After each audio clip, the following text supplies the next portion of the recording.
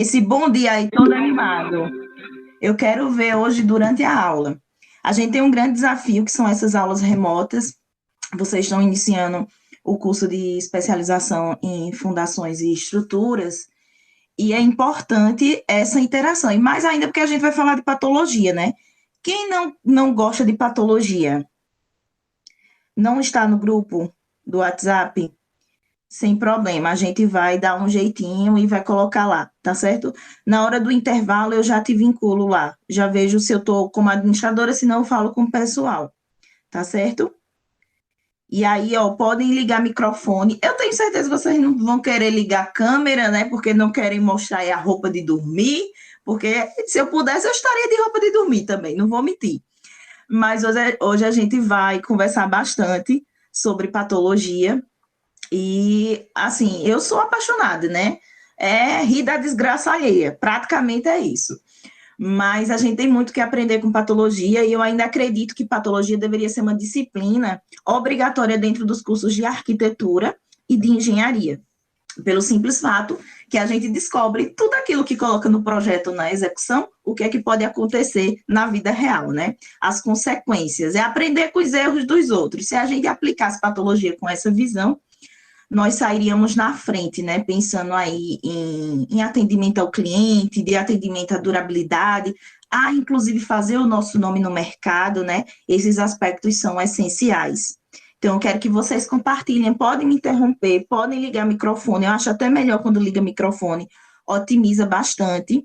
E até para sair o sono, viu, gente? Sair o sono, porque eu também assisto aula em casa, de maneira remota, e tem hora que eu estou pensando o quê? Nos boletos para pagar, não é mesmo? Aí vem o filho, aí vem uma mãe, aí vem o cachorro, enfim, N coisas. E aí, quando a gente começa a interagir com a aula, você consegue prender o seu foco ali, né? A gente consegue ter um aproveitamento melhor. E é essa a nossa meta dessa aula: tentar tirar todas as dúvidas possíveis, compartilhar o que tem no mercado, quais são as oportunidades de atuação no mercado para a área de patologia, né? O que é que vocês podem estar, inclusive, trabalhando. Eu costumo dizer, depois dessa aula, vocês vão sair fazendo o laudo, né? Porque a gente tira toda aquela criação, que produção de um laudo é muito complexo, é muito difícil, e que você não sabe fazer. Bom, eu deixei já vários modelos, depois eu vou apresentar para vocês alguns modelinhos de laudo, e mais importante ainda, nessa aula a gente vai aprender a fazer a avaliação do grau de degradação de uma estrutura. Isso me ajudou bastante no início da minha carreira, porque assim, quando eu iniciei, eu tinha uma carinha um pouco mais jovem, sabe? De bebê, uns 15 aninhos. E aí o pessoal, toda vez que eu entregava, eu sentia uma certa resistência ao que eu estava dizendo. Talvez porque muitas vezes quando a gente diz, olha, essa estrutura, ela está com risco de colapso, né? Quando a gente faz essa abordagem, para quem está recebendo, para quem é proprietário daquele imóvel, ele não quer muito acreditar, né? E ainda mais uma mulher jovem, não sei se alguma das meninas já passaram por isso. A credibilidade ficava desse tamanho. E aí eu encontrei um método, que é um método de avaliação do grau de degradação da estrutura. Então, eu mostro para o cliente, em função de números, o risco que existe de colapso daquela estrutura, né? E isso terminou trazendo um diferencial muito grande para o meu serviço e a demanda de clientes, tá certo? Mas a gente hoje vai se divertir, vai falar aí sobre essas questões patológicas. De início, eu gosto de apresentar um videozinho. Eu não sei se vocês conhecem a história da edificação por nome de Palace 2, uma edificação que veio a colapso. Alguém já ouviu falar nessa edificação? Me digam aí, já ouviram falar? Não? Nós temos um documentário que aborda como foi a situação, o processo de colapso, o impacto dessa edificação mal construída para a sociedade. É maravilhoso o documentário. Eu poderia passar o documentário aqui só na minha aula e vocês já iriam sair com muito aproveitamento. Mas aí eu trouxe um trailerzinho só para dar o gostinho para vocês depois darem uma olhada, conferirem de maneira completa o impacto que a gente tem dessas manifestações na sociedade, né? Na família, quando a gente entrega uma edificação que não atende aos aspectos de habitabilidade e segurança, né? É um caos. E olha, eu lido justamente com esse cliente. Vamos assistir, é rapidinho esse vídeo, vamos dar uma conferida. Passei e recebi um panfleto de venda de apartamento. Era uma propaganda de todas as vantagens. Eu guardei esse panfleto a vida toda, né? Eu dormindo, aí minha filha acordou e aí falou: pai, o prédio deu uma balançada. Que isso, minha filha? Fui lá pro primeiro subsolo procurar a coluna, todas intactas, perfeitas. Aí daqui a pouco alguém, olha lá, aquela ali, que tapume é aquele ali? Era a que estava encoberta. Aquela ali que estavam trabalhando nela. Tinha colapsado e ninguém falou nada. O prédio tremeu.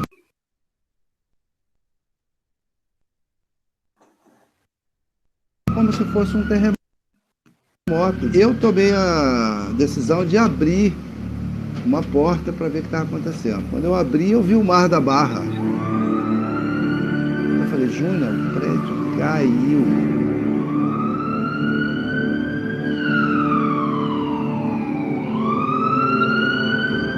Desse dia, até o dia que o corpo da minha filha saiu, eu não saí de lá, eu segui. Bárbara chegou a subir no apartamento. Hoje, um corpo foi encontrado. 44 apartamentos desmoronou, matando 8 pessoas. Se soubesse a dor que eu estou dentro de mim, como eu estou me sentindo aqui. Às vezes, quando eu estava dormindo, o telefone tocava e ia atender. Olha, vai aparecer com a boca cheia de formiga, cala a boca, senão você vai morrer. A empresa pertencia ao então deputado federal Sérgio Naia. A justiça não foi feita nem de perto. O desabamento do Palace 2 completa 10 anos. Desgraçado desse Sérgio Naia! Infelizmente, só ódio. É o que tu tem mesmo. Isso não sai da tua mente, cara.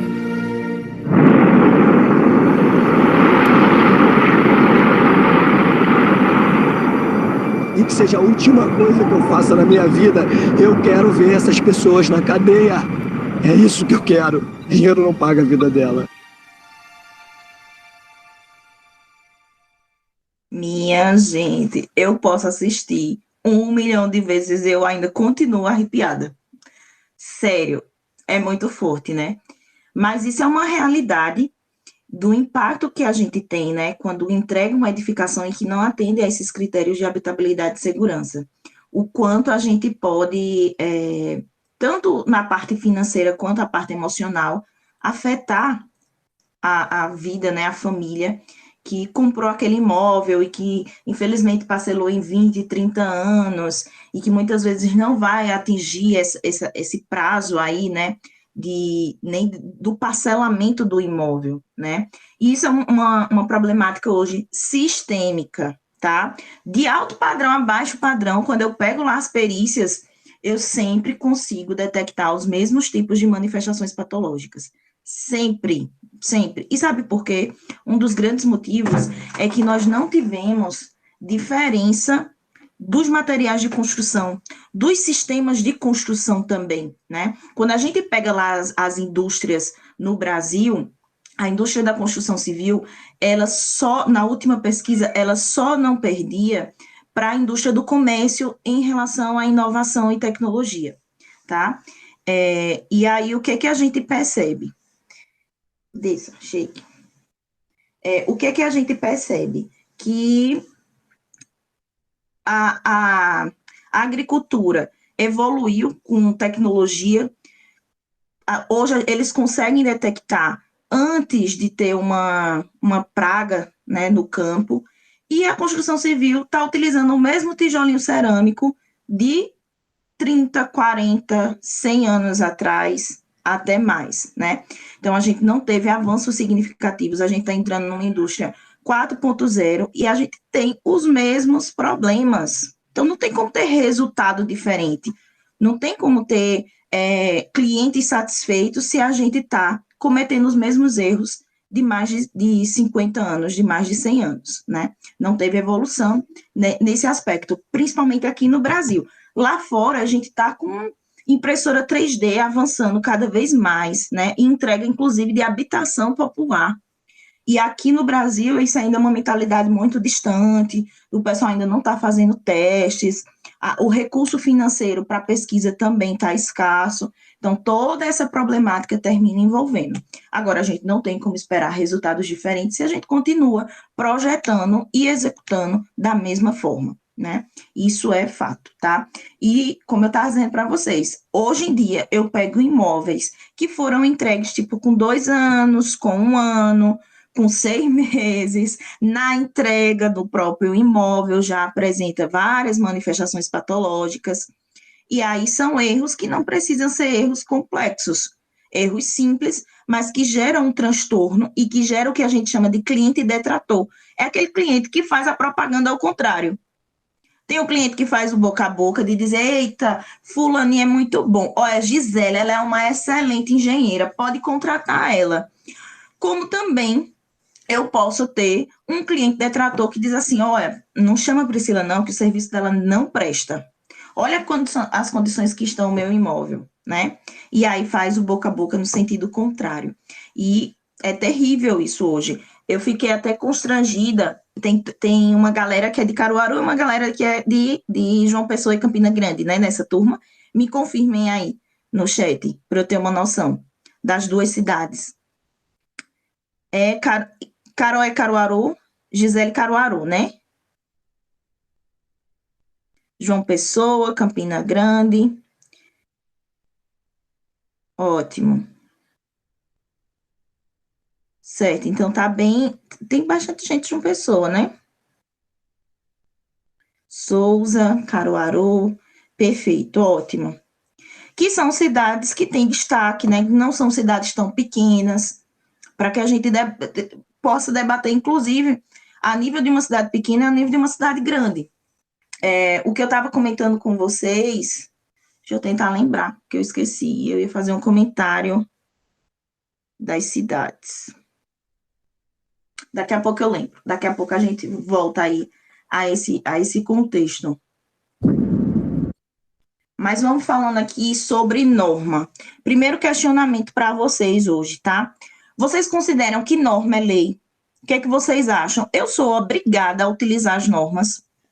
Existe efetivamente essa obrigatoriedade? Ela impõe? Ela é uma lei? Como é que acontece? O que é que vocês acreditam a esse aspecto? Norma é lei? Eu parei de compartilhar a tela. Caiu minha internet. Minha conexão. Deixa eu voltar aqui, enquanto isso a gente vai conversando.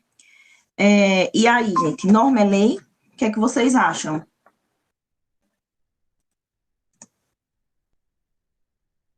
Não. Mas é recomendada. Jonathan disse assim, norma tem respaldo de lei. Ótimo. Jonathan disse assim, é recomendada. Eu já ouvi muitas pessoas abordarem da seguinte forma, se for obrigatória, se tiver a terminologia na norma de maneira obrigatória, eu sou obrigada a seguir. Se não, eu vou usar se eu quiser. Na realidade, ela não é lei, mas ela tem força de lei. A gente tem o Código do Consumidor, e esse Código do Consumidor, ele estabelece que a norma, ela tem força de lei, porque todos os materiais e serviços devem estar de acordo com a norma técnica, com as normas desenvolvidas pela ABNT. E a gente ainda tem o Código Civil que complementa. Olha, no momento em que você não tem as normas técnicas para ser amparado, você deve utilizar como referência outras normativas que sejam internacionais ou que seja uma consolidação da boa engenharia. Ele diz, inclusive, isso. Ou seja, a gente sempre tem que estar amparado em algo técnico para fazer a tomada de decisão na nossa obra ou no projeto que a gente está elaborando. Não tem outro caminho, tá? Justamente por quê? Porque se lá na frente tiver algum caso pericial, você vai tirar a sua responsabilidade no sentido de, olha, eu cumpri a norma. Olha, eu segui a metodologia que é consolidada no mercado de trabalho de engenharia. E isso te dá uma credibilidade maior, né? Fora que quando a gente está em uma investigação, quando está correndo algum processo, né, na área de engenharia, o profissional de engenharia, ele fica sem poder exercer durante toda a investigação do processo. Ou seja, se durar 4 anos e durante esses 4 anos você não for responsável, mas você está envolvido nesse caso, o que é que vai acontecer? Você vai passar 4 anos sem poder exercer como engenheiro civil ou como engenheira civil. É tenso, né? Imagina que você depende diretamente do seu sustento dessa função. E se você se envolve em um prédio que entrou em colapso, né? O que é que vai acontecer? Em prédio que entrou em colapso, em prédio que chegou alguém a óbito, até terminar a investigação, a sua atuação fica suspensa, independente se você é ou não é responsável, tá? Daí vem aquela questão do engenheiro de estruturas. Por quê?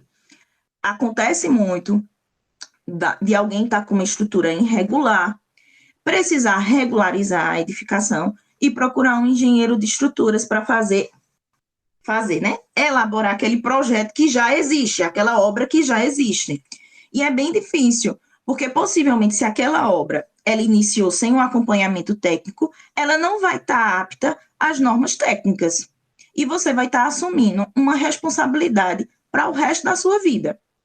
Porque hoje a gente tem uma norma de desempenho desde 2013 e que ela determina que, olha, 50 anos é para habitação popular, 75 anos para habitação superior, né? Ou seja, você vai estar responsável durante 50 e 75 anos. Priscila, pelo amor de Deus, é muito tempo, uma hora dessa eu já estou aposentada, pelo menos eu espero. Eu também espero estar aposentada. Só que, gente, o problema é que as edificações começam a aparecer manifestações de maneira precoce, porque a qualidade construtiva caiu demais, né? A parte de sentar, planejar, analisar, colocar uma mão de obra qualificada, caiu demais. E aí você assume muitas vezes uma responsabilidade que não é sua por um dinheiro que não vale a pena, né? Aquela velha pegadinha que a gente passa como um engenheiro de assumir uma obra que você não teve controle ali. Ou outra situação, viu, gente? Que o engenheiro estrutural passa muito, que é o quê? O cliente te contrata, aí vai você, linda, maravilhosa, chega lá, deixa eu ver, Andressa, chega lá, Andressa, olha, cobrei meu projeto, fiz meu projeto, entreguei ao cliente. Aí o cliente começa a construir, o pedreiro chega, né? Algum profissional lá chega, faz o seguinte comentário: doutor, tem muito aço aqui. Esse engenheiro botou aço demais, essa engenheira botou aço demais. Bom dia, Andresa. Botou aço demais, preciso disso tudo não. Eu construí não sei quantas casas e sempre botei desse jeito e tá dando certo. Isso é exagero. Aí o cliente, para economizar, faz o quê? Segue a orientação técnica de seu Zezinho. Chega lá de seu Zezinho, o senhor tá certo, né? Eu vou gastar demais. Faça do seu jeito. E aí você, como engenheiro, elaborou um projeto que não está sendo seguido. Tá, Priscila, mas aí, se o prédio cair, vai para a perícia e vai ficar constatado que a responsabilidade não era minha. Não é isso que acontece? Só que a gente não quer se envolver num processo desse para não estar nossa imagem vinculada a um prédio que caiu e muito menos passar não sei quantos anos, porque vocês sabem que processo é lento, né? Passar não sei quantos anos esperando o CREA liberar a sua atuação novamente. Então, a melhor opção, quando um projeto não é seguido, é chegar para o cliente e dizer, olha, infelizmente, eu vou cancelar a RT que eu emiti. A sua responsabilidade final deve ser essa. Porque aí você coloca, inclusive, para o CREA, que não está mais vinculado àquela obra e que o projeto que você elaborou não está sendo seguido. Isso é o processo ideal, gente, para não estar lá na frente com o caso jurídico, certo? Então, assim, a norma, ela não é lei, mas ela tem força de lei. Tanto o Código do Consumidor como o Código Civil, eles pontuam isso daí, certo? Essa adequação dos sistemas construtivos. Então, vamos dar uma olhadinha aqui.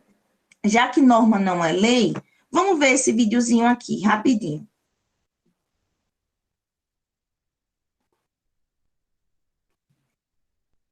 Ele tá sem som? Ele tem um sonzinho. Não tem fala, mas tem um sonzinho para animar. O que a gente está verificando? É um tipo de uma argamassa polimérica, né? Hoje muito utilizada e que a gente vê a sua venda sendo feita desse modozinho aí do vídeo. E eu peguei a fase que isso foi lançado lá em Caruaru, viu, gente? O pessoal chegava, o vendedor chegava e dizia assim, Priscila, eu trouxe um produto aqui, massa para você. Chama aí teu melhor pedreiro, que eu vou te mostrar.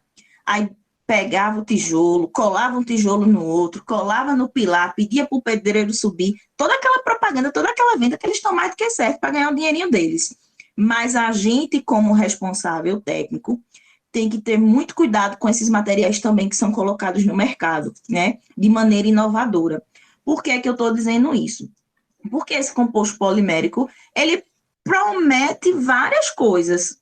Alta aderência, alta resistência à compressão, né? Atração, alta durabilidade, não se falava na época. Foi, inclusive, um dos pontos que eu cheguei a questionar. Porque quando um produto ele é lançado no mercado, você possivelmente não tem norma para ele, como é o caso dessa argamassa polimérica aqui, ó, que é um sistema simples, que seria simplesmente para uma alvenaria, né? E que tem que ser, inclusive, de vedação. E aí, a gente só passou a ter norma para esse produto em 2017. Gente, eu estou falando, quando eu estava atuando em obra, lá em 2011, alguns aninhos atrás. Lá em 2011, esse produto estava sendo vendido. Ou seja, todos os profissionais que utilizaram esse composto polimérico, que utilizaram essa argamassa polimérica, até o dia de lançamento da normativa, utilizaram de maneira inadequada. Utilizaram colocando o seu nome em risco, a sua responsabilidade. Por quê? Porque não tinha nenhuma orientação técnica. Tá? Ah, Priscila, mas esse produto ele está sendo usado lá fora há muitos anos, isso não é coisa nova não, e realmente não é novo não. Só que a questão é que lá fora os insumos, a produção são diferentes, e aí o processo tem que ser reavaliado no seu país, tá? Porque o produto não é o mesmo. E aí isso cabe a gente. Por que eu estou falando? Porque, inclusive, esse composto polimérico, ele não pode ser usado em alvenaria estrutural. Existe até uma comissão na BNT que está tentando elaborar normas para a utilização desse composto polimérico. E vocês sabem o porquê que não pode ser usado? Qual é o grande questionamento de não poder utilizar esse composto polimérico em alvenaria estrutural? Já ouviram falar sobre isso? Conseguem imaginar o motivo? E aí? Me digam. O que é que vocês acham? Me diga para eu saber que eu não estou aqui sozinha, falando sozinha. Só tá eu e a gravação. Conseguem imaginar o porquê de não aplicar esse produto em uma alvenaria estrutural? Ainda bem que a Alexandre me respondeu. Não. Jonathan, porque ele não tem a resistência para a estrutura. Menina, ele é super resistente. Resistente muito mais do que o que a gente precisa para uma alvenaria de vedação, inclusive, né? Gera uma discrepância na resistência do bloco e na resistência da argamassa. Existe também esse questionamento. Por que a gente tem uma argamassa de ligação de um bloco com o outro? Porque a gente precisa de um material para distribuir o peso próprio e resistir a pequenos esforços, principalmente de ação do vento, que seria ali uma força no sentido horizontal. Por isso que eu tenho as minhas juntas de assentamento horizontais e verticais. Mas, para um sistema de alvenaria de vedação, existe um estudo desde a década de 80 que me diz que eu posso trabalhar com o traço mais pobre que eu quiser para essa argamassa. Por quê? Porque ela só tem função de distribuir o peso próprio. Então, ela não é a resistência da argamassa, ela não representa consideravelmente a resistência da parede. Quem vai fazer o papel principal da resistência da parede, sabe quem é? O bloco, o tijolo que você escolher. Olha que negócio doido, né? O que acontece nos dias atuais? O pedreiro ou o gestor, muitas vezes também, investe em uma argamassa rica, uma argamassa, né, de assentamento rica com bastante cimento, porque a gente acha que cimento é o que resolve tudo, e não investe em um bom tijolo, não investe em um bom bloco. Só que o bloco corresponde em torno de 80% da resistência da parede. Olha que coisa louca, né? Então, quando eu estou colocando um material como esse composto polimérico, que tem uma alta resistência em uma alvenaria de vedação, eu estou desperdiçando um produto nobre. Essa é a realidade. Eu estou desperdiçando porque ele não tem sua funcionalidade sendo utilizada. É tipo comprar um notebook mais potente quando você só produz texto. Certo? Vai estar muito além do que seria necessário. É errado? Não. Mas é desperdício de dinheiro quando você poderia relocar esse dinheiro na compra de um bloco melhor, né? De um bloco de uma qualidade superior. E aí eu volto lá para o nosso questionamento. Por que não pode ser utilizado em uma alvenaria estrutural? Se ele tem a resistência suficiente, se ele tem a aderência suficiente. Porque ele não consegue ter a espessura suficiente. Ele não consegue atender a espessura solicitada para a alvenaria estrutural, que seria de 1 centímetro. Nós já temos estudos que mostram que a eficiência máxima, tanto de uma alvenaria de vedação quanto de uma alvenaria estrutural, é quando a gente tem uma espessura de 1 centímetro, no máximo 1,5 centímetros. Olha outro ponto de desgaste aí financeiro, né? De utilizar de uma maneira inadequada os nossos recursos, que é quando eu chego na obra e vejo 1 palmo de junta de assentamento, 1 palmo de argamassa sendo colocada ali, 2 centímetros, 2,5 centímetros. Sabe o que acontece? Ao invés de você ter o desempenho máximo ali, né, eficiente, você está reduzindo a eficiência, porque a argamassa, ela contrai na hora que seca e ela fissura quanto maior for essa espessura, até porque a argamassa, ela tem uma alta quantidade de água, né? A relação água-cimento em uma argamassa é muito maior do que a de um concreto, porque é assim como deve ser o produto, né? O produto que a gente está trabalhando, para garantir plasticidade. Eu posso utilizar outros materiais? Posso, né? Para garantir essa plasticidade, uma cal, um aditivo. Posso sim, tudo bem, sem problema nenhum. Mas esse composto polimérico ele não pode ser usado porque ele reduz a resistência, inclusive, da parede quando se adota espessuras superiores a 1,5 centímetro e inferiores a 1 centímetro. Isso já está comprovado. E aí eles estão nessa pesquisa para tentar elaborar um processo executivo que não reduza a resistência da parede, que para a alvenaria estrutural isso é fundamental. Para a alvenaria de vedação, nem tanto. Quer saber um outro ponto de desvantagem disso daqui? Que ele promete, né, tudo. Um outro ponto de desvantagem é que você vai ter uma certa dificuldade de garantir a paginação da tua parede, né, de garantir o alinhamento dessa parede com esse tipo de produto. Então, isso seria um ponto de desvantagem.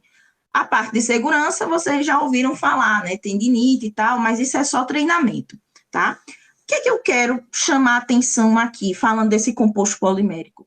É que em 2017 foi lançada essa norma, colocando o produto em vigência para que a gente utilize em função desses parâmetros. E por que é que lá em 2011, mais ou menos, eu não quis utilizar esse produto? Toda vez que o cliente chega, ou toda vez que o fornecedor chega na nossa porta, e é produto novo, a primeira pergunta que a gente tem que fazer é, tá, e cadê os ensaios de durabilidade, né? Porque na faculdade a gente aprendeu uma coisa, tem que ter resistência, como se resistência resolvesse todos os nossos problemas, e não é bem assim. Tão importante quanto as propriedades mecânicas são as propriedades de durabilidade. E vocês sabiam que tem muitos produtos que têm uma alta resistência nas suas idades iniciais e começa a cair gradativamente com o passar dos anos? Pelo envelhecimento, por reações químicas, tá? Tudo isso vai gerando o desgaste daquele material. Até concretos aí que são projetados com agregado reciclado, né? Eu acho bem interessante. Sou a favor do meio ambiente? Sou, com certeza. Por mais que a gente tenha matéria-prima disponível, eu sou a favor de estar com um sistema de gerenciamento de resíduos sólidos, né? De estar pensando no meio ambiente. Mas sabe uma coisa que vai muito a favor do meio ambiente? Construir cada vez mais edificações que sejam duráveis. Tão importante quanto, né? E aí, o que é que eu vejo? Muita gente acha que é simplesmente pegar o resíduo ali da tua obra, britar ele, né? Resto ali de argamassa, resto de concreto, britar ele na granulometria que quer e jogar dentro do concreto, tá resolvido. Ah, professora, mas eu já vi o pessoal fazendo isso e ensaiaram com 28 dias e o concreto estava lá, perfeito, maravilhoso, atendendo resistência. Ótimo! Atendeu resistência com 28 dias, mas não quer dizer que com 90 dias, com 180 dias, com 365 dias, com 5 anos, com 10 anos, ele vai ter essa mesma continuidade de desempenho. Por isso que a gente tem que ter o alerta para o aspecto de durabilidade. Um colega meu de uma construtora aí de Caruaru me ligou para a gente conversar sobre um produto que estava sendo colocado no mercado, vindo de São Paulo, e eles estavam tentando vender na cidade. A mentalidade boa, sim, era para usar um material nobre em argamassa. Eu achei, teoricamente, ali, que não teria tanta funcionalidade. Aquela mesma questão que eu falei, do computador mais top para produzir texto, né? Mas, se a empresa quisesse adotar, tudo bem. A primeira coisa que eu perguntei, tá, cadê os resultados de durabilidade? Porque se isso é um material novo, ele tem que ter ensaiado. Ah, ele ensaiou, ele mandou aqui o relatório pelo IPT. Eita, produto top, hein? Fazendo pelo IPT. Tá bom, ótimo. Manda aí. Quando eu olhei, era só propriedades mecânicas. Não tinha nada exposto a gás carbônico, a maresia, a umidade. Eu preciso ver o comportamento mecânico desse produto com longas idades, para eu poder ter certeza do que eu estou colocando, tá? Então, o que eu estou querendo dizer, olha, todos os produtos que a gente usa de maneira inovadora, acho válido, mas tem que ser ponderado para que você não se arrisque a estar em desacordo com a norma, por estar utilizando um produto que não é normatizado, né? E seja responsável lá na frente por algo do tipo, né? Isso é um caos que nós vivemos. Não estou dizendo também que toda norma merece ser utilizada, tá? Por quê? Vamos entender um pouquinho aqui, olha. A norma, ela surge a partir de uma demanda da sociedade. Surge um produto novo, um processo executivo novo, ou tem uma revisão, né, de uma metodologia, e aí é montado um comitê, esse comitê começa a elaborar e vai submeter esse texto para a comunidade. E sabe quem é a comunidade? Qual é a comunidade que está interessada nessa elaboração das normas? A indústria. E a indústria vai lá participar e vai começar a sugerir, né? Porque assim, a gente está num país que não tem corrupção. Vocês sabem que é todo mundo honesto, né? Então, assim, não estou dizendo também que lá tem, mas existem normas que são extremamente tendenciosas. Quais normas são tendenciosas, professora? Diga aí, para a gente entender um pouquinho. A norma 6118, ela é maravilhosa. Ela é reconhecida lá fora também, né? De tão boa que é. Agora, as normas de revestimentos são um pouquinho tendenciosas, tá? Normas que já eram para existir como de produtos de gesso, só veio ter alguns anos, porque a indústria do cimento pressionando, né? E a gente tem uma matéria-prima que está disponível aí para uso, né? A gente usa pouco gesso em função da qualidade do gesso da nossa região e do que a gente tem de custo, né? Que é um produto relativamente barato, certo? E aí começa as mentiras que a gente diz ao cliente, né? Que você mentiu tanto que se tornou uma verdade. Que é, sabe o quê? Meu amor, o prazo o prazo previsto no Código Civil são de 5 anos. Depois disso, eu não tenho mais responsabilidade, é contigo. Esse revestimento aí, soltando, é contigo, não é mais comigo não, porque já passou 5 anos que eu entreguei tua obra. Aí o cliente, eita, meu Deus, vou ter que gastar um custo que era para daqui a 20 anos, 15 anos, eu vou gastar com 6 anos. Olha, os bichinhos, né? O cliente está começando a saber do seu direito. E aí, o que acontece? A gente tem uma brecha nesses 5 anos que está sendo dito aqui. Esses 5 anos é para dar uma assistência técnica direta. Mas o cliente tem até 20 anos para recorrer depois que detecta uma manifestação patológica. Ou vocês acham que quem comprou a casa do tipo Coab entrou com um processo durante esses 5 anos? Não, meus amores, vieram descobrir muito tempo depois. Casa Coab tem 30, 40 anos. Os processos começaram a ser julgados recentemente, né? E eram processos que corriam aí 10, 15 anos que estavam na justiça. E por que eles conseguiram colocar na justiça? Porque a gente tem uma brecha na lei que diz que a partir do momento que você detecta que aquilo é um vício construtivo, uma anomalia, você tem 20 anos para requerer. E aí, o povo que não é besta nem nada, porque vocês sabem que advogado sabe cobrar o preço, a gente não sabe. A gente tem que aprender com advogado, né? O advogado faz o quê? Ele já muito esperto, já sabendo dos casos que tem lá na Coab, né, que foram julgados. E o novo Coab é quem? O Minha Casa Minha Vida. Eles vão, coletam esses clientes, né? Eles não podem procurar diretamente o cliente. O que é que eles fazem? Chamam um representante da comunidade, um síndico, alguém para poder juntar essas pessoas que têm interesse de colocar na justiça, faz uma reunião, porque ele foi convidado, né? Aí ele vai lá fazer uma reunião e apresenta os possíveis motivos de entrar na justiça e ganhar, né? Errado não está, porque se a gente entregasse com qualidade, não deixaria brecha para esses processos em conjunto, tá? Então, a gente tem uma norma relacionada à perícia, que é a 13.752, de 96, e ela determina aqui que os vícios construtivos são aquelas anomalias que afetam o desempenho do produto e do serviço. Então, a partir daí, eu não preciso ter um agravante estrutural que chegue inclusive, a gerar um desabamento na minha edificação. Um transtorno, uma funcionalidade que não estiver sendo atendido já entra como vício construtivo. E é certo, porque, professor, você comprou uma casa. Aí a casa tem um revestimento na cozinha.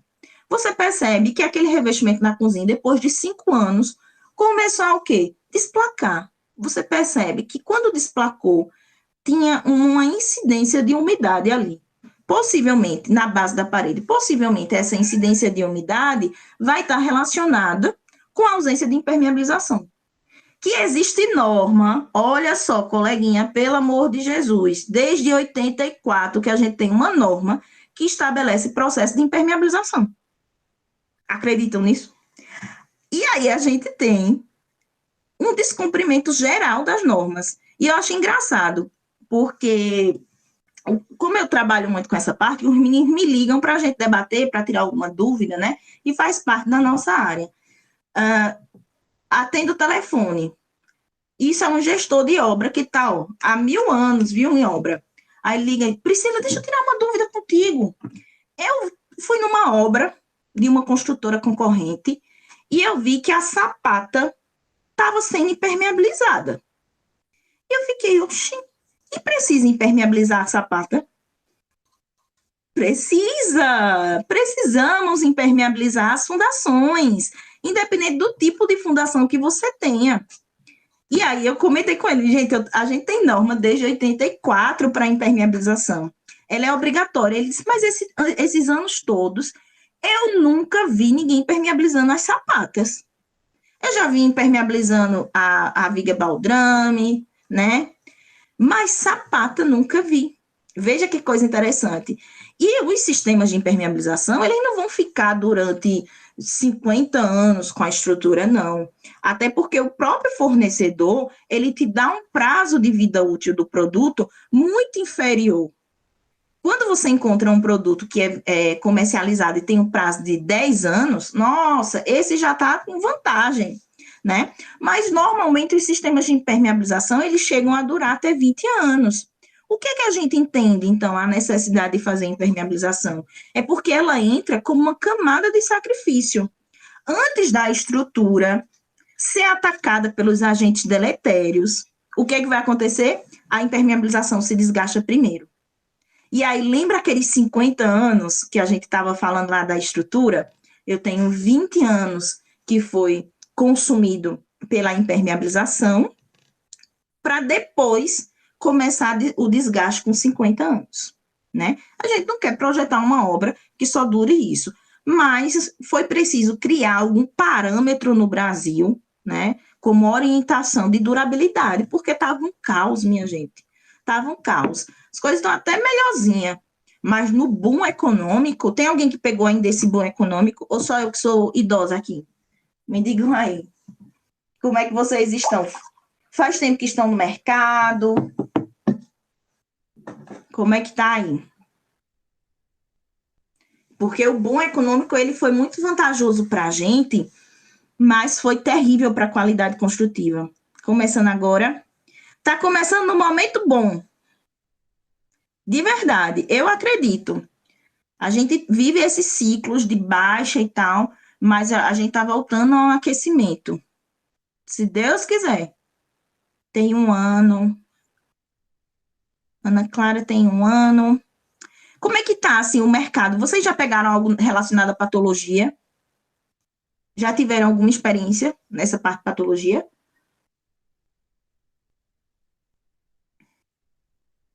Não? Vão ter aí depois dessa aula. Vocês vão piscar o olho, vão entrar no exame e vão dizer, eita, tem uma fissura aqui. E ganhar dinheiro com isso, né? Que é o que importa. Ótimo, Gisele. Gisele, eu lembro de você, né? Você é da região. Acho que Gisele já tinha falado comigo para início do curso. Perfeito. Eu tive a oportunidade de fazer laudos e não aceitei, por não achar que tinha... Peraí, viu? Que eu não consegui ler tudo. Deixa eu ver aqui as mensagens. Substituir. Ah. Cadê? Mensagens. Já tive a oportunidade de fazer laudos e não aceitei por achar que não tinha capacidade técnica. Tem, mulher, tem. Claro que o primeiro laudo que a gente faz não é o mesmo depois de algum tempo. Isso é normal, totalmente normal. O primeiro laudo que eu fiz, eu digo, meu Deus, eu podia ter botado tanto mais coisa, né? Podia ser tão mais aprofundado minha discussão. Mas a gente tem que começar de algum momento. Talvez você teve esse receio por não saber a estrutura de um laudo, o que é que tem que constar naquele laudo, né? Faltou os modelinhos. Eu trouxe os modelinhos para vocês usarem, tá? Porque aí já ajuda bastante no desenvolvimento. Não tem bicho de 7 cabeças, não. Claro que se você pegar algo muito complexo, o que é que eu indico? Chama um colega para dividir o serviço. Se você pegar algo que seja com algum problema estrutural, né, muito sério ali, e que você não se sente ainda confiante de dar um parecer técnico, chama um colega e vai-se embora. Porque, inclusive, gente, nas perícias, quando você tem uma perícia grande, você não é o único engenheiro que está atuando ali. Você vai ser o perito, nomeado ali pelo juiz, mas você, no seu orçamento enviado para o juiz, vai colocar profissionais complementares. Por exemplo, pegar um caso relacionado à Compesa. tá? E um condomínio, muitas edificações envolvidas. E aí você não tem o domínio de solos, não tem o domínio de geotecnia. Você vai precisar de um profissional em geotecnia. Você coloca isso no teu orçamento. O perito é você, mas você vai ter uma equipe multidisciplinar para poder elaborar o laudo, tá? Então, a gente nunca está só, não. Peguem os serviços que a gente tem que começar em algum momento, né? Mas ainda, profissionais de estruturas, que tem poucos profissionais de estruturas trabalhando com a parte de laudo, viu? De verdade, de verdade. Tem poucos profissionais engenheiros vinculados à justiça, né? Vinculados à justiça. Depois eu comento com vocês como é o processo, o que é que vocês podem fazer, tá? Para estar atuando aí nessa área. Porque eu já tinha comentado com vocês os aspectos de vida útil. Claro que essa vida útil estimada aqui, ela só vai conseguir ser atendida se o cliente fizer manutenção, tá? Isso é fundamental. 50 anos, 75 anos, se o cliente se responsabilizar por essa manutenção. Agora, tenham cuidado, porque esses prazos são associados à manutenção, mas se for para um caso jurídico e ficar constatado que tem vício construtivo ali, acabou, meu amor. O cliente pode não fazer manutenção, mas teve erro de vício construtivo, então você vai se responsabilizar por completo, tá? Tenham cuidado em um aspecto. Essa norma de desempenho, ela é considerada para a área jurídica, tá? Mas ela foi lançada em 2013.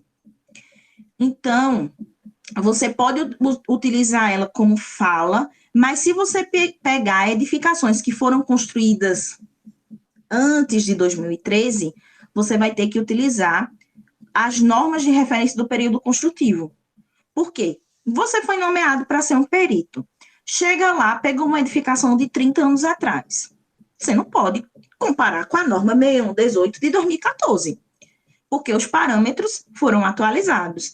Então, se você está verificando se aquela construtora é ou não responsável, você vai pegar as normas que foram obrigatórias, que estavam em vigência naquele período da construção da edificação, certo? Mas, se você pegou um serviço de recuperação, se você pegou um serviço de reforma daquela edificação, então você vai utilizar as normas atualizadas, certo?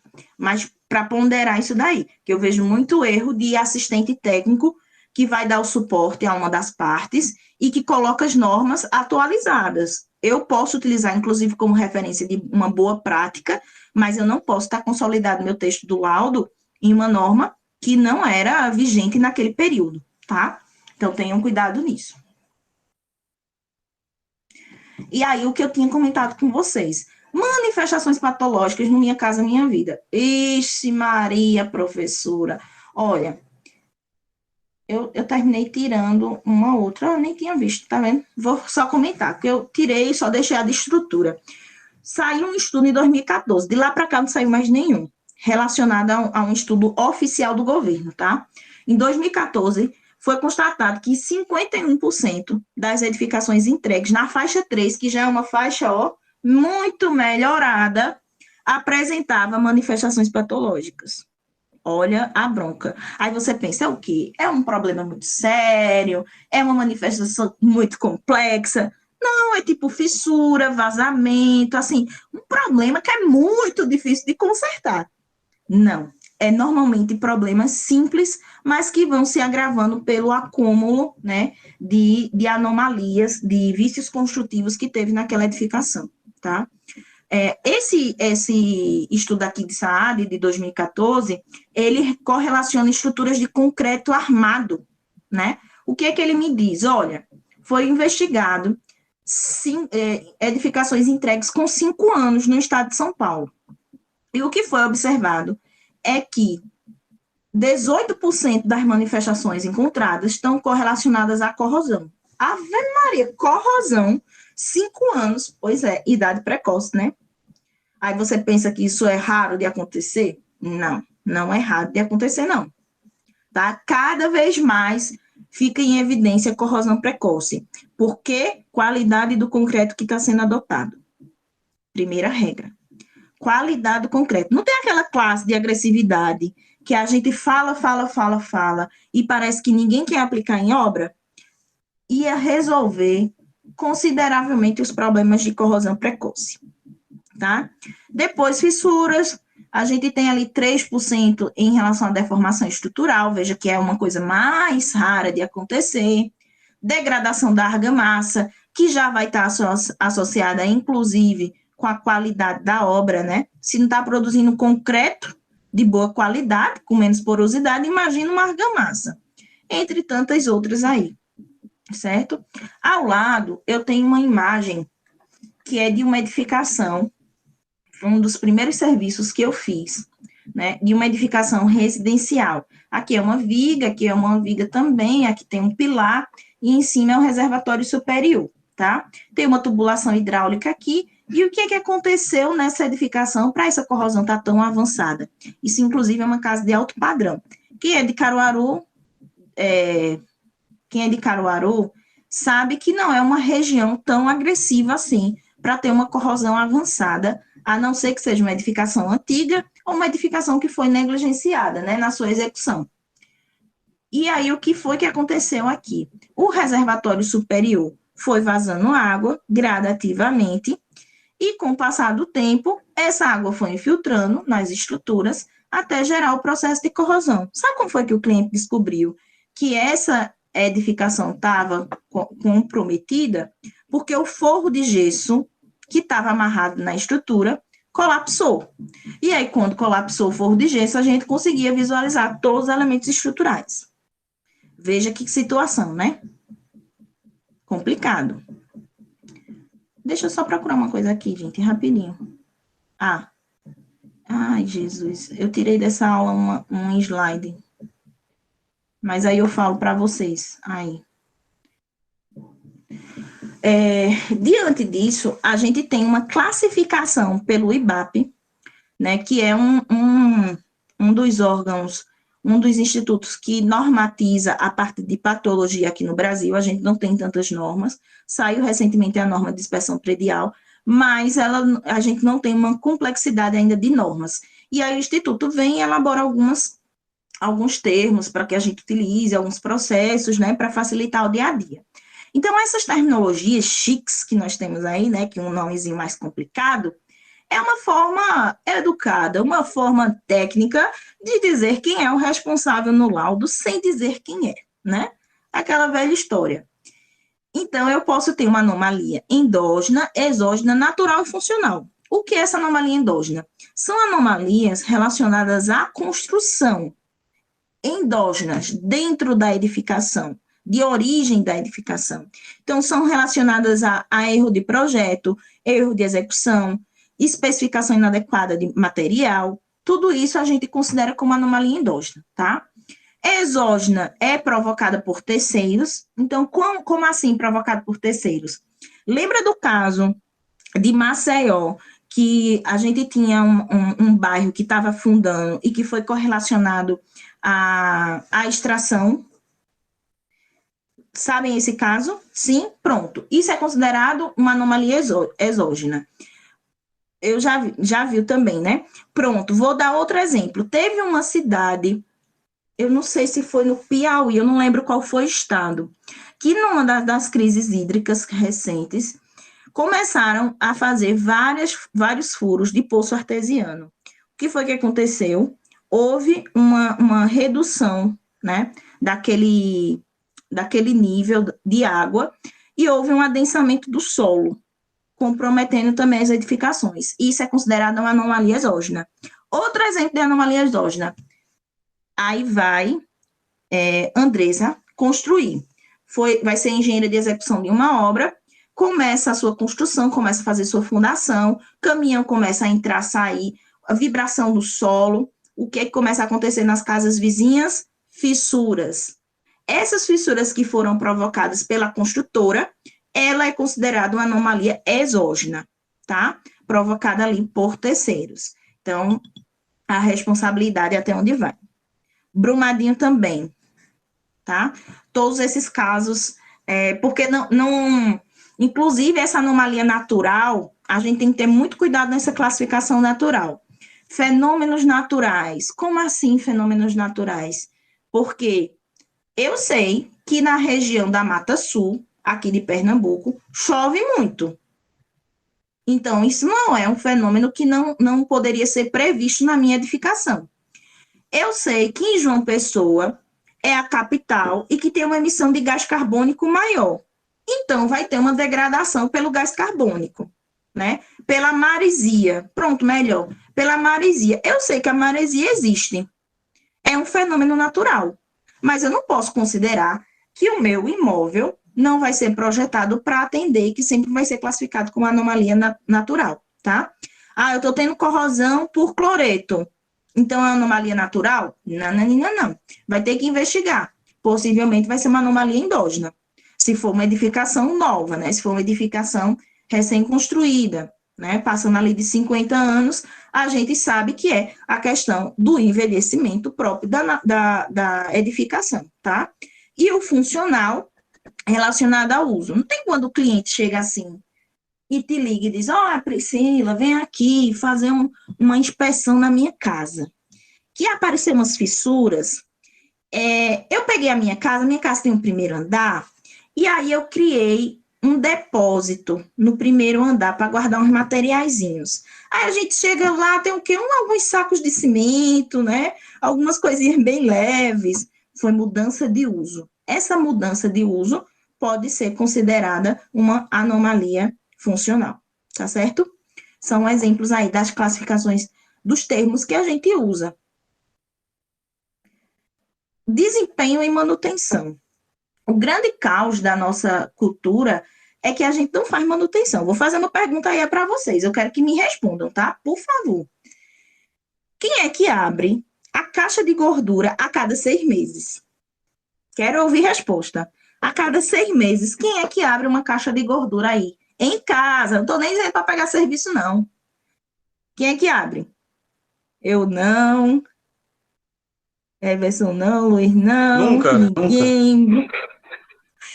O que é isso, professor? Ele tem que abrir? Nunca, meu Deus, Jesus Cristo. Só quando entope, meu Pai do céu. E calha, a gente está se aproximando do período de chuva. Quem é que chama o seu Zezinho de seu Zezinho? Dá uma conferida aí nessa calha da minha casa para ver se ela está com folha, se ela está entupida. Veja se tem telha quebrada por gato, né? Quem é que chama? Já as calhas, só quando entope. Quando eu penso que eu vou ler. E ainda diz assim, não, deixa a primeira chuva passar, que aí vai levando tudo que tá dentro. E outra, sabe o que é engraçado? É que a gente é da área. Ai, meu pai do céu, imagina, a gente tem a consciência, sabe das coisas e não faz. Imagina o nosso cliente. Porque é cultura nossa não fazer manutenção na edificação, nas coisas mais simples. E que a obra hoje, quando ela é entregue, ela deve ser vinculada ao manual do usuário. Nesse manual do usuário deve estar os prazos de vida útil, né, dos sistemas que você está entregando, e, inclusive, deve estar constando orientações de manutenção. Pois é, deve existir. É tipo o manual do carro. Agora, vê que coisa engraçada. Me digam aí, quem é que troca o óleo? A cada 10 mil quilômetros rodados, na maioria dos carros, ou a cada 6 meses? Quem é que troca o óleo?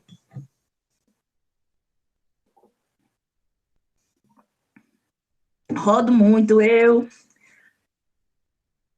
Tá vendo, Washington? Eu também, professor. Tá vendo? Todo mundo trocando carro, né? Agora, vamos parar para questionar. Teoricamente, quem é que tem um valor financeiro maior? De modo geral, as edificações têm um valor agregado maior do que o próprio carro, né? De maneira geral, é isso que acontece. A casa ela é sempre mais cara do que o carro. E a gente não dá manutenção nessa danada. E é onde a gente mora com a nossa família e que a gente deve prezar por habitabilidade, né? Aquele conforto de você chegar na sua edificação E tá chovendo muito lá fora e a gente não tá correndo com um baldezinho dentro de casa. Olha a bronca que nós temos. A cultura. Quer dizer que, então, para carro isso já está consolidado. Mas a manutenção de casa ainda não. Então, eu vejo isso de duas maneiras, tá? Aquela história do copo meio cheio, meio vazio. Eu vejo, professora, em relação à fração, parte elétrica, como seria? Deixa eu ver aqui direitinho a pergunta. Professora, em relação à fiação, parte elétrica, como seria? Fios, desculpa. Não, tudo bem. Super entendi. É porque eu sou míope, eu estou no celular. Aí eu tenho que ficar trocando para ver a mensagem aqui. Mas eu entendi. Sabe que o que é mais engraçado também é a parte elétrica, porque o risco é muito maior, né? Uma fissura na edificação, normalmente ela demora para vir comprometer a edificação, né? A estabilidade e tudo mais. A não ser que seja algo muito agravante, mesmo assim a estrutura ela sempre sinaliza que está acontecendo algo.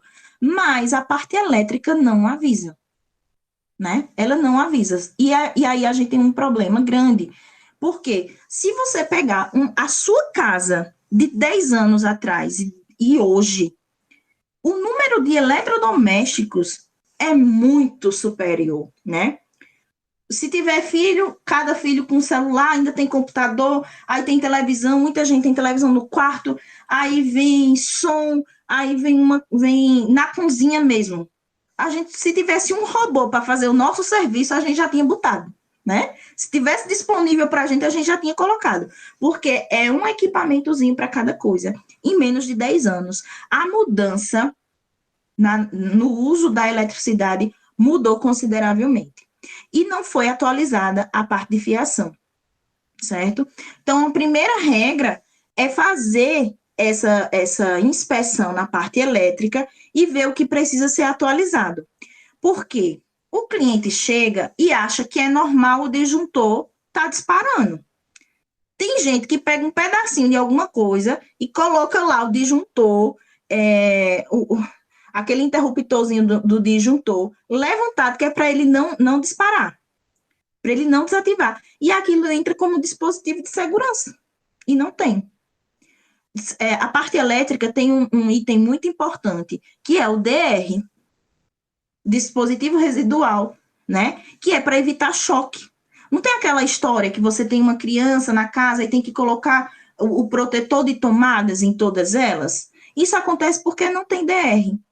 E o DR já existe há muitos anos. Eu estou tentando lembrar o ano dessa norma de elétrica, mas faz muitos anos que existe.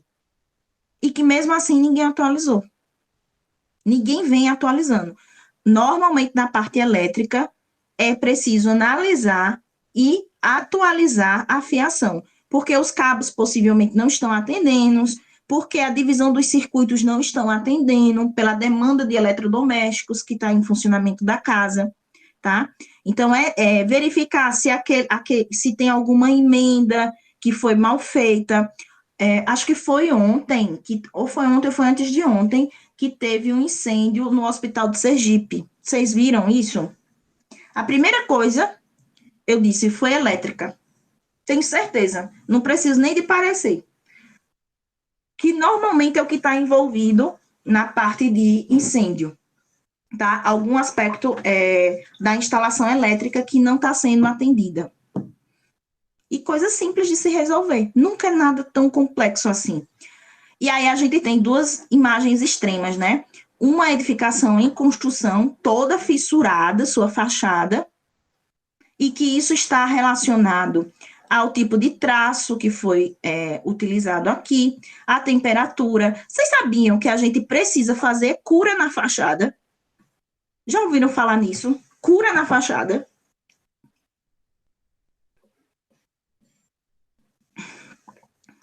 Não. Existe hoje profissionais que trabalham com elaboração de projetos só para fachada, de tão importante que ela é.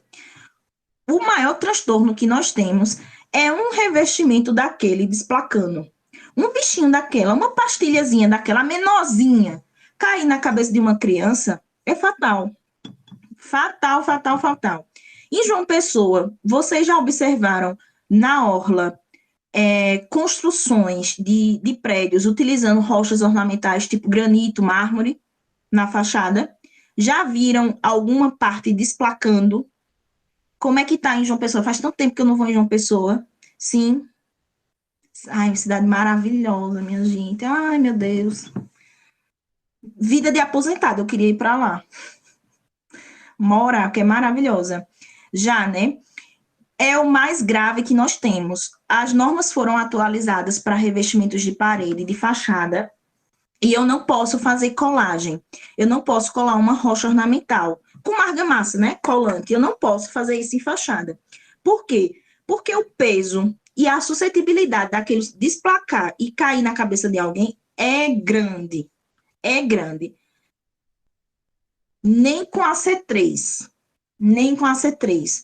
É proibido a gente fazer colagem em fachada. Ô, professora, como é que a gente vai fazer?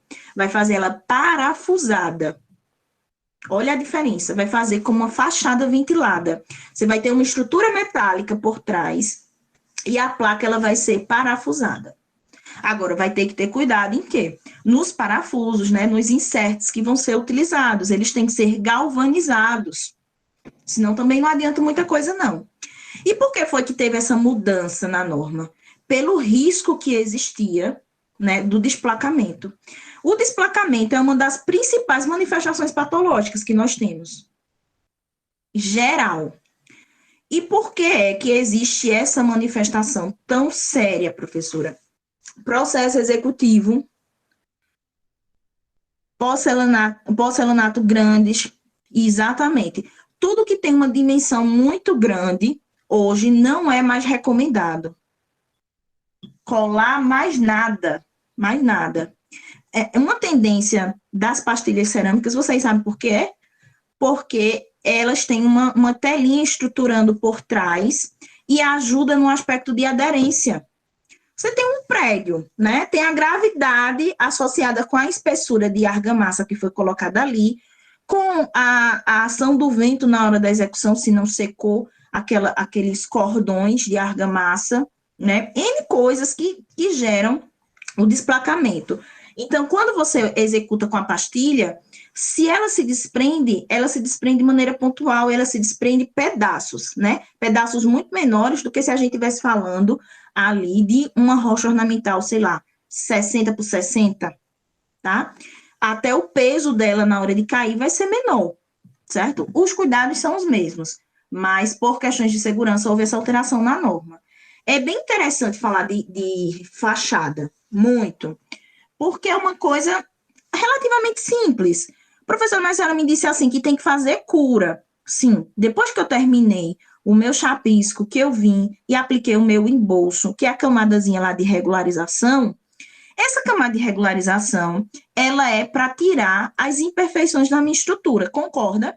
Um dos papéis é para tirar essas imperfeições. Vou contar uma coisa para vocês, quem é de João Pessoa e Campina Grande, me digam aí se aconteceu isso na cidade de vocês, tá? Caruaru viveu um período do boom econômico em que a qualidade era péssima. Péssima, péssima, péssima. Tem prédios em Caruaru que teve um desaprumo na fachada de 24 centímetros. Conseguem imaginar isso? Como é que foi aí na cidade de vocês? Vocês sabem alguma situação crítica de desaprumo na fachada? Ah, meu Deus, conseguiu vencer. Ganhou. Paulo, você já ganhou. Nossa Senhora, 28. E sabe qual é o problema? O que foi que eles colocaram para preencher esses 28 centímetros? Porque em Caruaru, eles preencheram parte com argamassa e parte com tijolo cerâmico, viu? Os caquinhos de tijolo e o tijolo inteiro. Ai, meu Deus. Depois eu vou entregar meu cartão por aí, viu? Para fazer os serviços. Porque é na certa que vai gerar desplacamento. E olha, eu não sou mãe de nada. Não sou mãe de nada. Mas o que eu disse alguns anos atrás, eu já comecei a visualizar. Eu tinha dado 10 anos, porque Caruaru não tem uma agressividade. E aí eu disse, não, eu acho que uns 10 anos, mas foi por dentro, menos mal, viu? Menos mal. Mas Caruaru é externo. Quando o pessoal começou a me ligar Eu disse, já sei. Fachada desplacando. Então já sei qual foi o material. Porque a gente, em cidade pequena, a gente conta, né, os problemas que tem em cada obra. E aí a gente já imagina o que é que vai acontecer posteriormente. 24 centímetros, 28 centímetros e sendo preenchido com tijolo. Não vai dar certo. A argamassa, ela retrai, ela gera fissura. Inclusive, a norma de fachada foi revisada e disse, olha, você tiver desaprumo na tua fachada acima de 5 centímetros, vai ter que estruturar ela. Como assim estruturar? Colocar tela eletrossoldável. A cada 2,5 centímetros você vem com a telinha e faz a fixação dela. Olha que negócio massa, né? Para o pedreiro, ele vai odiar, né? O nosso pedreiro fachadeiro vai ter um surto se a gente falar um negócio desse na obra. Mas é melhor você corrigir do que lá na frente, quando todo mundo estiver morando, quando você tiver pego dinheiro, muito bem lá, viajando, passeando, te liga dizendo que a fachada está desplacando por completo. E aí, ou vai para a justiça, ou vai para uma resolução em conjunto ali com a construtora, né? Problema, viu? Problema. Eu vou falar rapidinho, porque a gente entrou nesse assunto, mas fachada, inclusive para fazer a detecção de desplacamento de fachada, o ensaio, a inspeção, ela é extremamente cara, porque eu preciso montar uma estrutura de balancinho, ter um colaborador treinado, parte de segurança do trabalho não é barata, e é um trabalhador que tem que ser minucioso, aquele trabalhador de confiança, porque ele vai fazer um ensaiozinho de percussão, vai com o martelinho batendo toque, toque, toque, toque, toque, toque, e vendo onde é que tem diferenças de som cavo e marcando. Isso é como é feito na sua grande maioria, né? Hoje a gente tem um outro processo, que é a utilização de drone e a câmera termográfica. Inclusive, isso te dá uma viabilidade para pegar o cliente, porque eu já passei, tem uma construtora que faliu, era uma construtora de Portugal, veio para Caruaru construir e começou entregou vários conjuntos lá habitacionais e agora está começando a desplacar, né? E eles me pediram um orçamento para fazer essa inspeção na fachada, e eu mandei os dois, olha, com a câmera termográfica e com um dronezinho, fazendo um monitoramento na fachada, e com ensaio a percussão, que era o que eles queriam, né? Mas que é caro e demorado demais hoje para tomar decisão, certo? Nós temos produtos de cura química para borrifar nessa superfície e ela conseguir ter um desempenho melhor, né? Não ter esse processo de fissuração. Não posso aplicar revestimento aqui em cima. Professora, minha pergunta, sempre coloco o porcelanato em fachada de casas com AC3. Mensagem, deixa eu ver aqui. Com AC3, fica bem difícil pensar em parafusar. É porque depende do tamanho dela. O que a norma estabelece? Olha só, você tem até 15 metros, ou é 14 ou é 15 metros, se não me falha a memória. Mas não é mais do que isso, não. 74 por 74, né? Até aí, tudo bem. O que não pode é aqueles porcelanatos gigantescos, certo? 15 metros AC2, né? Perfeito. Até 15 metros você pode utilizar AC2. Acima de... E outra, deixa eu especificar melhor. A norma diz que você pode utilizar uma AC2 se você tiver um responsável técnico. Ou seja, para você ficar bem regularizado na tua obra, é preciso ter uma RT vinculada a essa fachada para utilizar uma AC2. Certo? Isso é uma recomendação. Mas até essa dimensão, tudo bem. O que é que não pode?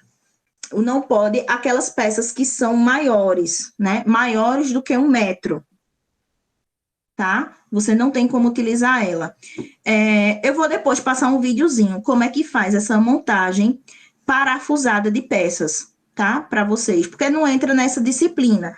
Mas aí você vai ver que é feito corte, é colocado os inserts, é colado com cola de base epoxídica, isso ajuda bastante, tá? Eu posso botar uma aula e posso vincular esse vídeo para vocês terem uma noção de como é executado, certo? Mas para porcelanato, porque o porcelanato, ele é mais leve, então você até tem essa tolerância, mas a rocha ornamental, ela é muito pesada. Por isso que hoje nenhum tamanho é aceito, certo? Vamos ver aqui. Ó, isso é um videozinho lá de Olinda. Quando existia carnaval, vocês já ouviram falar em Olinda? Hoje a gente sabe mais o que é isso, né? Veja, vamos dar uma conferida nesse videozinho.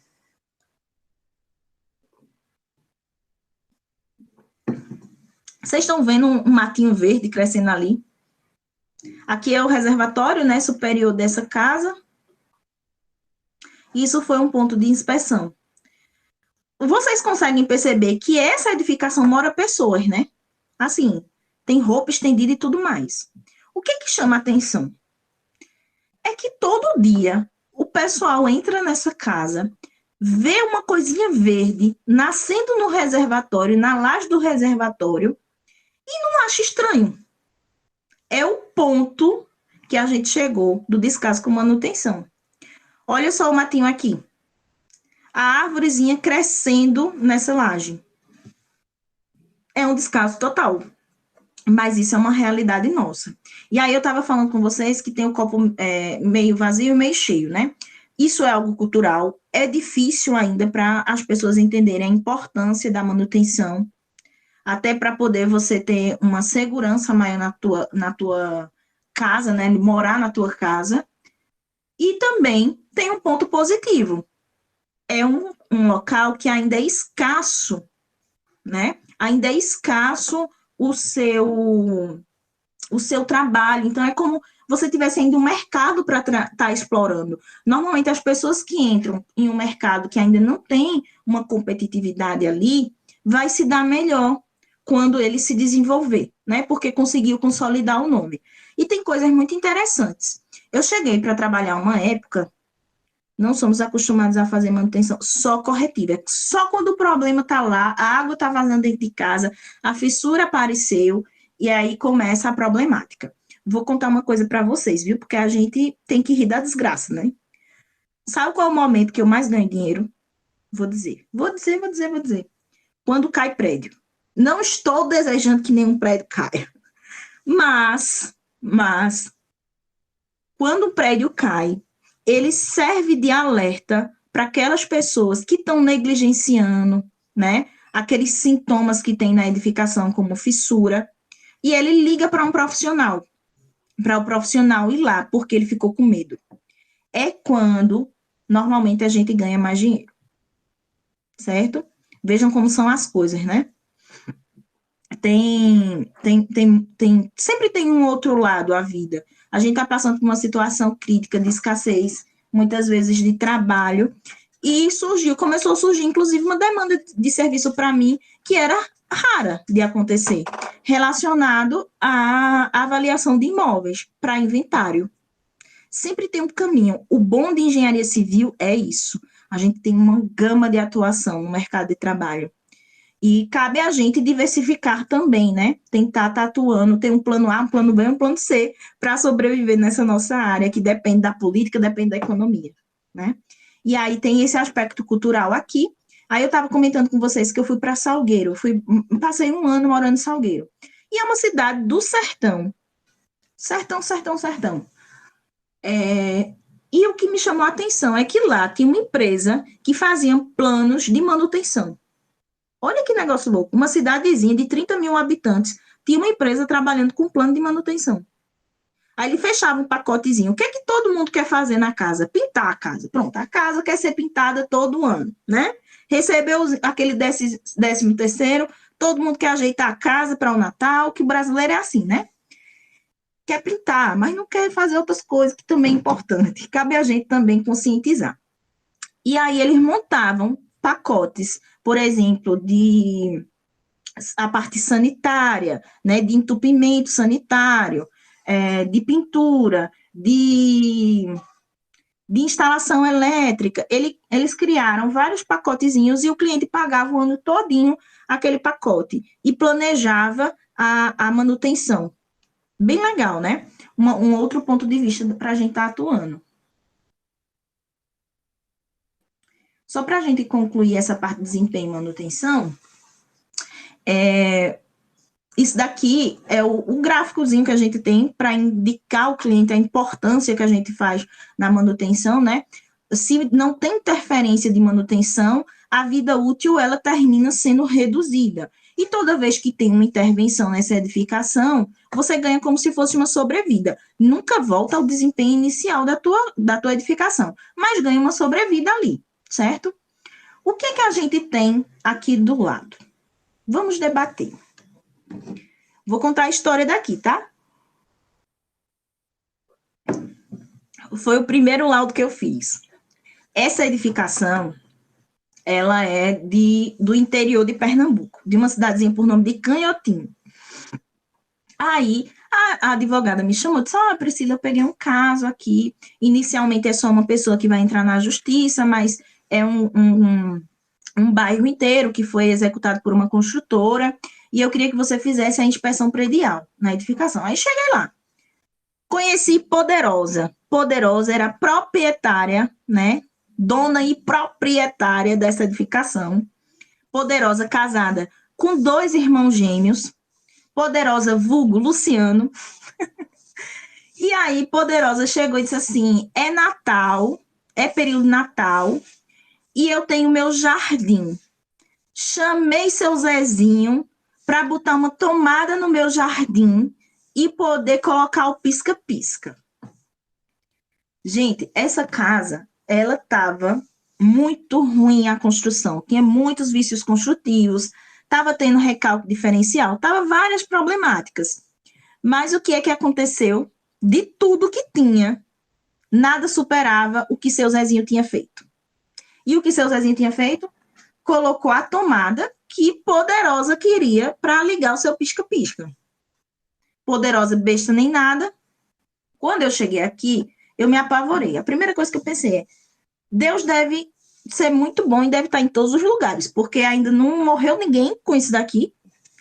Vamos tentar encontrar as anomalias, né, que são bem pouquinhas que tem aqui. O que a gente percebe? Seu Zezinho rasgou, para vocês entenderem, aqui desse lado tem um poste, do outro lado tem um quadro de distribuição, então esse é o circuito principal da casa, né, que vai alimentar a casa.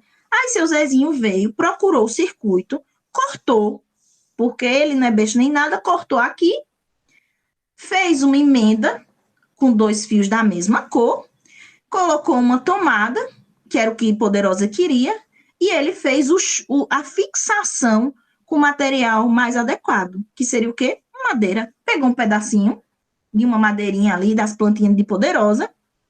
Seu Zezinho é diferenciado, o serviço dele, meu filho, ninguém faz. Pegou um pedacinho de madeira de uma das plantinhas dela e fixou. Agora Poderosa pode usar. E Poderosa estava usando. Olha o risco. Vocês acham que seu Zezinho colocou uma fita isolante aqui? Eu não sei, é porque faz tempo, mas a imagem não está muito boa, mas vocês conseguem visualizar que não tem fita isolante aqui. É rir, viu? É rir para não chorar um negócio desse. Seu Zezinho nem ligou para a fita isolante.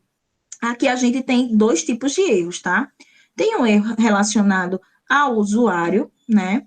Mas nós também temos erros relacionados à própria construtora. A gente já consegue constatar.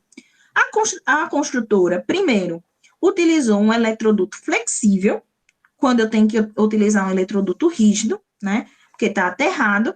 Segundo, a profundidade desse fio. Parece que seu Zezinho é inimigo de Poderosa.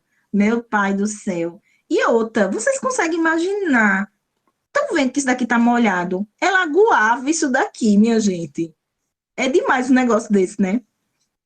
Aí a construtora botou um eletroduto flexível e a profundidade também não atende. Até um cachorro escavando encontrava esse fio aqui e podia morder, né? Tinha toda essa problemática. Mas seu Zezinho conseguiu superar a construtora. Colocou os fios, os cabos aqui da mesma cor, como se não houvesse amanhã. Não fez isolamento. Utilizou uma tomada que é para ambiente interno e não externo. Olhem, tenham cuidado nisso, viu? Para a tomada de uso externo, eu tenho que ter aquela tampinha que faz o fechamento como uma tomada externa. Tem que ter a tampinha para fechar, tá? Nas especificações. Deixou os fios expostos sem nenhum tipo de eletroduto e ainda colocou madeira para chumbar. O que é que eu consigo perceber, né, ao longo dos anos? Que mesmo as besteiras, mesmo a construtora entregando vários vícios construtivos, o cliente, quando ele faz interferência no imóvel de maneira própria, chamando seu Zezinho, né, o que é que acontece? Consegue superar o risco de colapso, de um acidente, de algo do tipo dentro do imóvel. Professora, nesse caso que a senhora falou especificamente, que já acontece várias vezes, eu já também vi em algumas inspeções, mas eu fico na dúvida. No parecer, a gente só coloca o erro de cada um, né? Não identifica quem é mais ou quem é menos, não, né? Não. Mas aí você vai abordar em função das anomalias.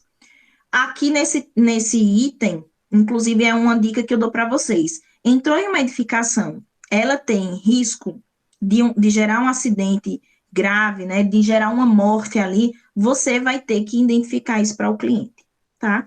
Então, nesse dia da inspeção, a primeira coisa que eu fiz é, vamos desligar toda a parte de energia e vamos chamar seu Zezinho para fazer a remoção disso daqui. E fui clara com o cliente, né, durante a inspeção, inclusive.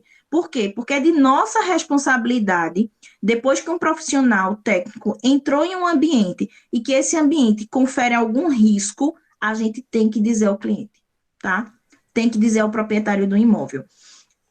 Vou dizer mais. Um amigo meu começou a fazer inspeção predial. Aí ele chegou lá em casa, disse, olha, à noite eu vou dar uma passada na tua casa para te mostrar como é que está a situação dos reservatórios superiores desse condomínio. Eu, tá certo, vem.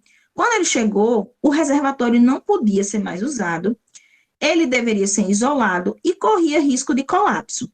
O que foi que eu disse para ele? Você pediu para fazer intervenção nesse imóvel, né? Para isolar e não utilizar esse espaço. Aí ele disse, pedi. Tá, e como é que você comprova que pediu? Oxe, Priscila, mas eu não disse ao síndico? Tá, mas e se acontecer dessa edificação colapsar e teu nome for envolvido, como é que você comprova que deu as orientações técnicas? Aí ele disse, não sei. Aí eu disse, vamos preparar agora um documentozinho, que pode ser inclusive a próprio punho, informando ao síndico, ao responsável daquele imóvel, que é necessário um isolamento, que é necessário uma intervenção imediata, coloque a data, assine, peça para ele assinar, você fica com uma cópia e ele com outra. Mas você tem que estar se resguardando de uma situação dessa. E isso serve de maneira geral, tá? Você entrou em um imóvel, viu que aquelas caixas de ar-condicionado apresenta possibilidade de cair. O síndico não contratou o teu serviço, mas você viu que aquela caixa de ar-condicionado poderia cair e machucar alguém e não disse. Aí o que é que acontece? Se ela cair e bater na cabeça de alguém, machucar alguém, e isso for julgado lá na justiça e teu nome for envolvido, você é responsável do mesmo jeito, porque você não informou, tá? E eu já vi vários casos de engenheiros que trabalham na área que não fecha serviço, sai do imóvel sabendo que aquele imóvel está suscetível a colapso e não se resguarda. Aconteceu um caso desse, de uma marquise. O engenheiro foi lá, dar o orçamento da inspeção. O cliente não fechou. E ele foi embora. A marquise caiu. No outro dia, com poucos dias depois, foi para a justiça, chegou lá na justiça para tentar descobrir quem era o culpado. Aí o síndico foi e disse, olha, mas o engenheiro fulaninho foi lá e não me disse nada disso. Não disse que estava prestes a cair. Foi no bolo o engenheiro porque não se resguardou, tá? É a mesma coisa de um médico. Se um paciente chega em estado de emergência ali, ele não pode se negar, né? Ele tem que atender. Ele tem que atender. É como se fosse a gente. Chegou em uma edificação que ela tem risco de colapso, gerar algum ferimento, tem que se resguardar. Mas temos que dizer, se não tem jeito, você pode colocar de uma maneira generalizada. Intervenção imediata. Se o síndico não quiser fazer essa intervenção imediata, aí é de responsabilidade dele. Agora, você precisa guardar esse documento assinado por ele, tá? Faz lá de próprio punho, coloca a data, pede para ele assinar. pede 2 testemunhas e pronto. É importante. A gente nunca sabe quem está convivendo, né? Nunca sabemos.